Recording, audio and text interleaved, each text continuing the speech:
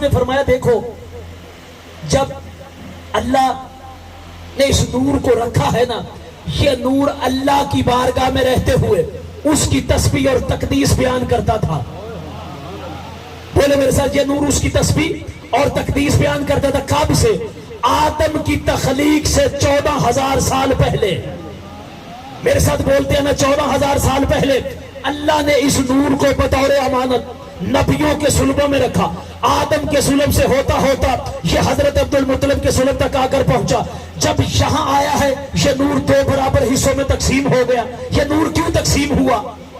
بھئی آپ سنتے آئے ہیں کہ نبی مصطفیٰ کا نور اور علی مرتضیٰ کا نور یہ 2 برابر حصوں میں تقسیم ہو گیا. 2 برابر حصوں میں تقسیم ہو گیا.